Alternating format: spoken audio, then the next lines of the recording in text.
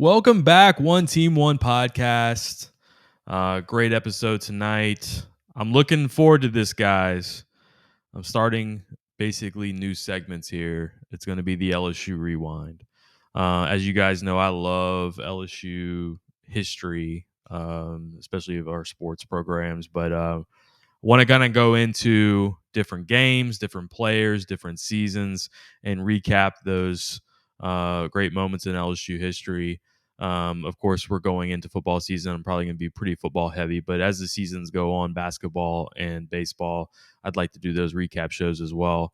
We'll sprinkle in some current event stuff. Obviously, LSU's in the SEC media days right now. Brian Kelly was in the first day. I felt like he's a fantastic representative of LSU, spokesman, business-like, all of the things that we've kind of wanted for a long time. We're getting it out of Brian Kelly. LSU has been pretty much predicted either first or second in the West, which is probably what we're going to be seeing a lot of for all the predictions that come out. All gearing up for, we have 45 days until LSU Florida State kicks off. So looking forward to it. I want to spend a lot of this time looking back at old games. We have a great one tonight, LSU Tennessee 2000. We talked about it a few weeks ago. That is pretty much one of the most underrated games that people don't really talk about top of mind. I want to talk about that one, and I have a list of games that I want to go over week by week. So, you guys shoot over whatever you got to me. Any suggestions, any games that you want to highlight in the future, please let me know. But big shout out. I want to give a big shout out to our sponsors, Bank of England Mortgage. Patrick Michelson at Bank of England Mortgage. Talked to him the other day. He wants to do his own podcast as well, so I may be helping him with that as well. But you can give him a call directly. Call Patrick. 225-939-9878, Bank of England Mortgage, BOESouthernstates.com. He can help you with any mortgage refi needs. Patrick is like number one, bro. Like, you need to call this guy. Huge LSU fan too. He can talk to you about baseball. He's a big travel ball dad, so give him a call. Bocock Brothers Cigars. Look, I can't tell you enough. You see Dylan Cruz right there. You saw Paul Skeens, I'm sure, a couple other guys smoking these Bocock Brothers cigars, guys. They're smoking my cigar in our company. So love these guys. They're based out of Houston, LSU grads. They were in Omaha, got the boxes to these guys as they ran on the field. Just can't be more proud of these guys getting the attention that they much needed deserve. So give them a shout over at bocockbrothers.com. You can kind of see some of their different blends. They have some golf gear. They have some more golf gear coming out. They have some currently, but they have even more coming out soon. But you can check them out, bocockbrothers.com. You can see them locally, Churchill's, Havana Port, Cigar Den in Baton Rouge. Lucas Ragusa over at River City's Total Maintenance. Need to catch up with Lucas. Lucas is going to join in on some of these LSU Rewinds. So will Patrick, by the way. But we'll have them on some of these as we go through. Lucas is an old cat like me. Likes to talk about some of these old games. River City's Total Maintenance. They're in the North Shore, New Orleans area. So if you're in there listening, please give them a call. AC needs, refrigeration. They got electrical work that they can do for you as well. Give them a call. With the heat still crazy humidity here, I'm sure everybody needs to get something checked out at this point. So give Lucas a call. He can help you out. 504-841-3300, NOLA-AC.com. Okay, so obviously we have SEC Media Days. I don't really like to dwell on SEC Media Days as much. To me, it's some of the same talking points. NIL has been a big issue that they've been talking about. A lot of crazy questions from the media, but that's kind of been the case for the last few years. It's just not quite as traditional media as it used to be. And it used to be a little boring. Now it's not quite as boring. You got some like interesting back and forth exchanges going on, which I kind of like. So I thought LSU represented themselves fantastic. It does seem like every day something that LSU does pisses off somebody else. like another fan base, another like section of the country. Like the Josh Williams just talking about how Oklahoma and Texas is in for a rough time whenever they come in. And I mean, OU fans just go fucking crazy over this. I think that's hilarious. I think it kind of speaks to like LSU. LSU has become like big bad guy nationally. Like, yeah, we're here to stay and we're here to dominate. And they're talking the talk. And I actually like it a lot. So I don't even think that what he said was that crazy, but everybody just takes everything that we say to the nth degree. So love seeing that every day. There's some guy I think mic'd up but reposted some guy was talking about how LSU cheats and everything that they do, and we're just like, I actually love it. Are we the most hated school because we get all the attention? I think that's what I think people are just jealous. So, yeah, that's going on. Also, I'm going to touch onto this probably in the next couple of weeks, but the LSU Florida State game, so looking forward to a few things. There's two players that didn't really get to play at all last year against Florida State that will make the biggest differences for our team. Mason Smith gets hurt on the first play of the defensive play of the game, and then Harold Perkins barely played. He played special teams like a couple of plays. He had a penalty. He had a penalty on a special teams play, a personal foul. But these guys are like major contributors to our defense now. And Florida State fans, I think, are just completely the ones that I see on social media. They're completely out of touch. They think that they blew us out or something. Obviously, we were lucky to be into that game where we had the missed extra point. But like, come on, like, you know how many mistakes that we made? Like we two muff punts, drop passes like crazy. We were kind of shell shocked at the beginning, and you could just tell we had a little nerves about us. But obviously, come back, get to a chance to where we can take it to overtime, and we miss an extra point. So let's drop the whole like we beat y'all down crap. Like that's ridiculous. So pretty, in my opinion, these two teams are pretty evenly matched. Florida State surprised me last year. I thought they were very physical. Offensive line kind of beat us up a little bit. They ran the ball pretty well. It was fumbled at the one to let us back in the game. But I really feel like two of these superstars can make the difference for LSU. And we'll break down stuff or whatever later on. But I just kind of want to put that in our ear, kind of think about that. Let it marinate in your head a little bit as we go on for the next few weeks. But all right, so here's what we're gonna do. We're gonna jump right into our new segment. I hope you guys enjoy it. Again, let me know in the social media or in the chat or whatever it is, any games that you guys want to see in the future. I'd love to break these down. I have my own little list going on, but it's always up to change. So y'all just let me know and hope you enjoy. It's the LSU Rewind. Fantastic game on the LSU Rewind tonight. We have 2000 Tennessee at LSU. I was in school during this time. Remember it vividly. I remember some of the things going into the game that we'll talk about. The game itself was incredible. Very electric crowd at Tiger Stadium. Really one of the underrated games. So I think I tweeted out a few weeks ago, what are some of the games that people don't talk about enough. This is definitely one of them that we got a lot of responses from. And honestly, there's a few of them from the 2001 seasons that we'll probably talk about in the future on this segment. But this is one of the ones that kind of stuck out to me. And it was really because of where we were in the late 90s, even with DiNardo. DiNardo had a little bit of a bump with the Bring Back the Magic tour, but it faded out. 98 was a really tough season. 99 was one of the worst seasons that we'd ever had. And then Saban's first year in 2000, you started feeling a little different.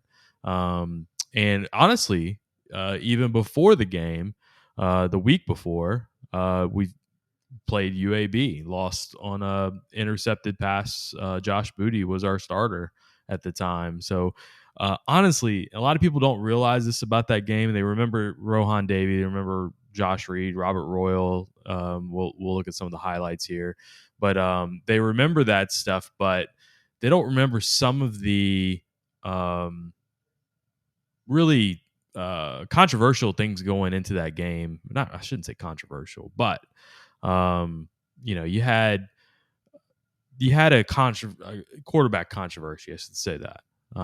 We had you had Josh Booty at quarterback. Rohan Davey had finished the prior year in '99 against Arkansas, and everybody was like, "Thank God we finally have Rohan in the game. Rohan's going to tear it up."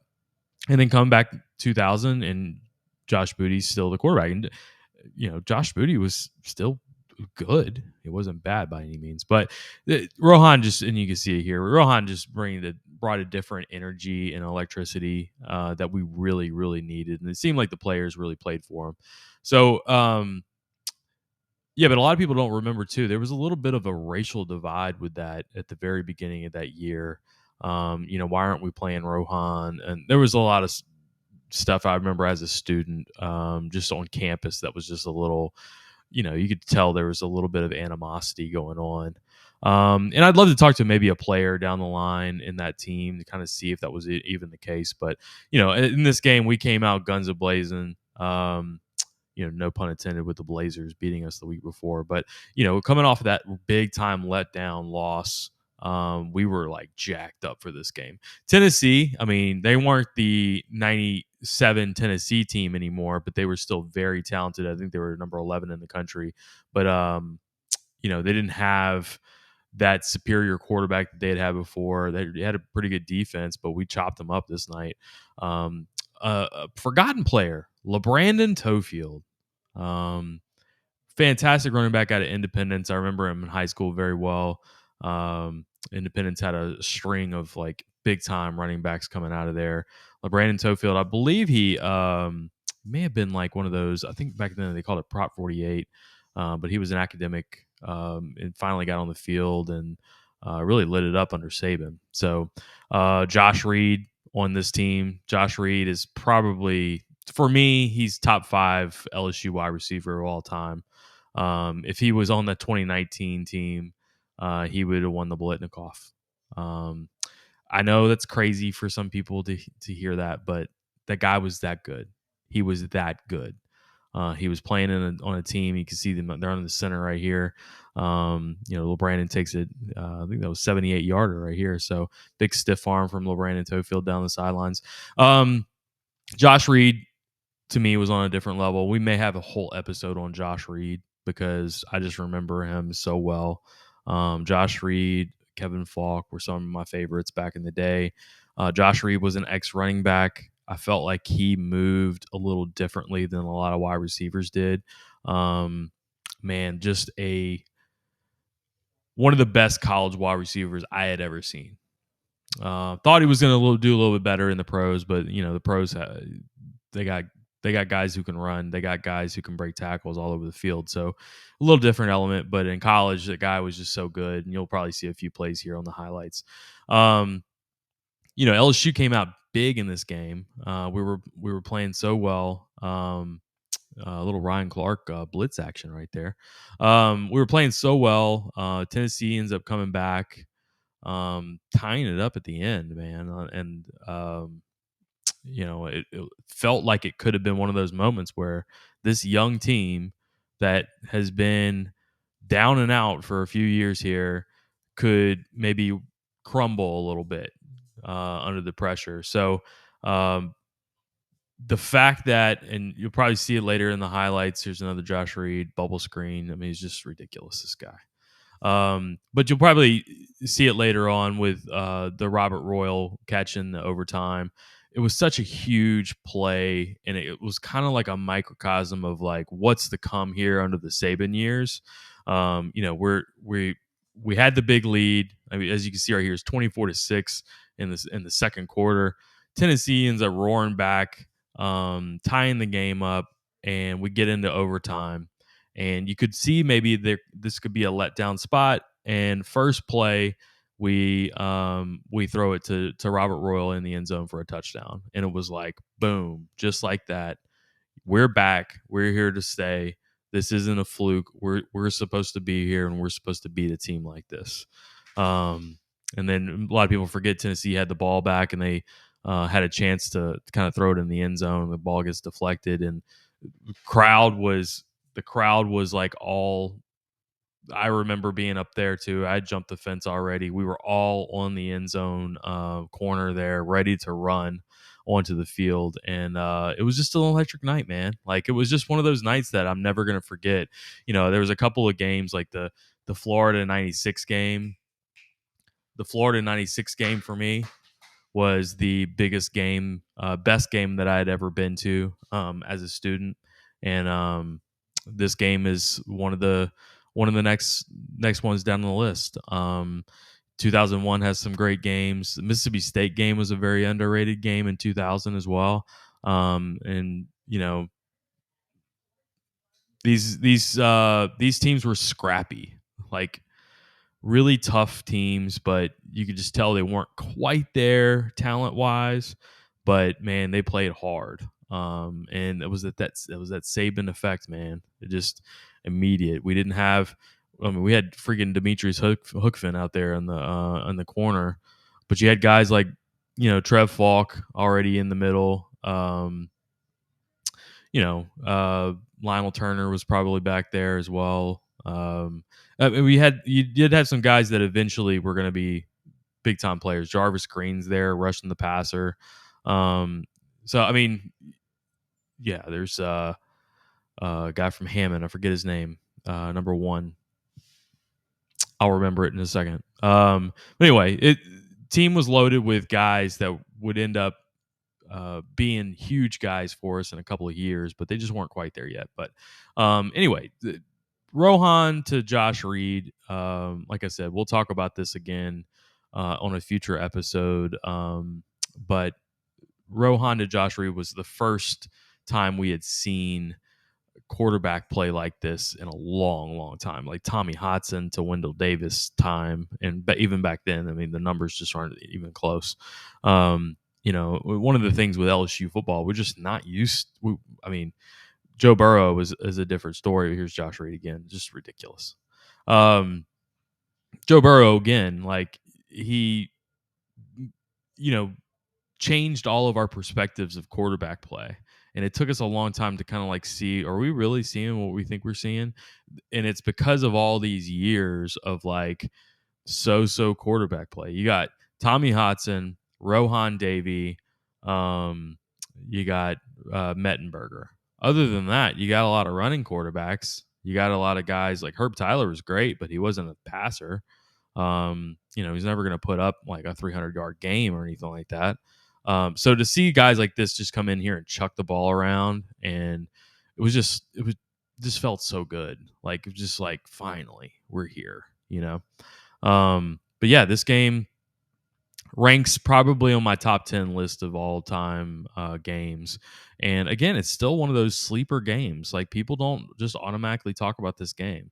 If you talk about an LSU Tennessee game, one of the first games that they're going to talk about is 2010 with the T-Bob snap. We get the extra play, and let me tell you, that was a fucking awful game. Just terrible game to watch. Even after that game, that was one of those games. I might say that on Twitter. What's the game that you just like felt awful about after we won? And that was that one. But this game was just like so exciting. You had everything. There was a 2-point conversion there from Tennessee at 1 minute and 30 seconds left. I believe we had a Wade Ritchie kicked maybe to try to win it at the end. It was a long kick and it was nowhere near close. But yeah, so this is my LSU Rewind game for this week. We're going to be doing these segments every week. I love talking about old games, and you guys see my my Twitter information right here, One Team One Pod, or Instagram or Facebook. Send me a message, man. I want to know what game that you want to do an LSU Rewind on. And also, I want to hear about this game. If you guys had an experience with this game, let me know what that is. I'd love to hear from you. I remember myself vividly. Here's the actually that was number 40. Is it John Corbello? Yeah, I missed that kick, so I got that. I think it was blocked. So yeah, we go into overtime here. And you'll see, like I mentioned before, um, first play, 25-yard line. You got a little seam to Robert Royal down the middle, and look like you had double coverage. You had a safety coming over the top. Rohan puts it down. Rohan was injured, hurt his leg during this game, still played through, had injuries the entire year, really up and down. But man, first play in overtime and you're able to knock it in. That was a big momentum shift right there. And you'll see they'll get down to a 4th and 10 here, and it can't get anything to happen. Yeah, they're just suffocating on the outside right there. God, I gotta remember who number 1 is. Y'all are gonna kill me on this. Number 1 from Hammond. I remember him. He's from Hammond High. He was our Fred Booker. Fred Booker. Just didn't have. I don't have a phone in front of me or anything, guys. Fred Booker. Sorry. If somebody's going to message him, tell him I forgot his name. Here's the. Looks like this is the 4th down play. Yep, broken up. All the students right there. I was in there. I was. That's me right there. That's me. Then that dot. You'll see me. I believe I split my pants in this game. Like I jumped the fence, and back then they had the chain link fence. I jumped the fence and it tore like a pocket off of my jeans. It was crazy night. Crazy night. What now I remember getting what is it? Grass from the field. That it wasn't that night, but I'd gotten grass from the field for the Florida game in '97. That night I didn't get any. I don't know why. I don't know if anybody was grabbing grass that night or not. I don't remember. But did have some grass from the Florida game. We had a little shrine to LSU in my old apartment in college where we kept the grass. So let me know if y'all grabbed some grass from that game. Let me know your stories. Let me know where you were on that game. And love to hear it. So that's our LSU Rewind tonight. LSU, Tennessee, huge game in 2000. And really set LSU up on a trajectory that we really didn't come down from, or we probably still really hadn't come down from in that Saban era of football. So thank y'all for listening.